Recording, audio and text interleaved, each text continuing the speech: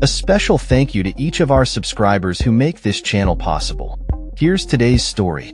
In a significant shakeup at the British Broadcasting Corporation, BBC, Director General Tim Davie and BBC News Chief Executive Deborah Turness have both announced their resignations following mounting criticism over the editing of a speech delivered by former U.S. President Donald Trump.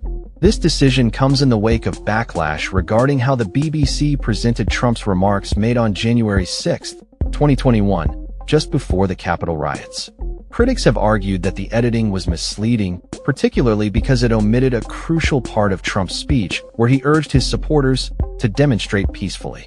Davie, who has served as Director General for 5 years, expressed in a letter to staff that his resignation was a personal decision. He acknowledged that while the BBC has delivered well overall, mistakes have been made, and as the leader, he must take ultimate responsibility.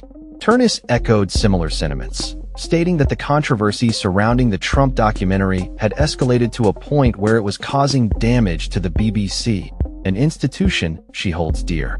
In her note to staff, she emphasized the need for accountability in public life and reiterated that allegations of institutional bias within BBC News are unfounded.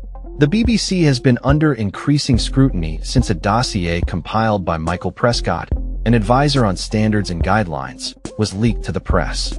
The document criticized the BBC not only for the Trump speech edit, but also for its coverage of transgender issues and alleged anti-Israel bias in its Arabic service.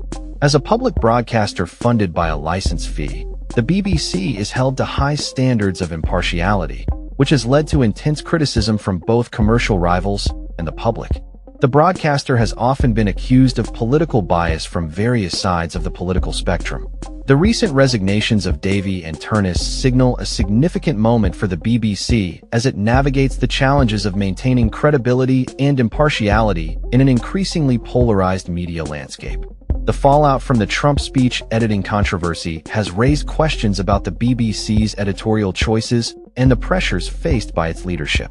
Trump himself responded to the situation, thanking the Daily Telegraph for exposing what he called corrupt journalism, further fueling the narrative surrounding media bias in the lead-up to the U.S. presidential election.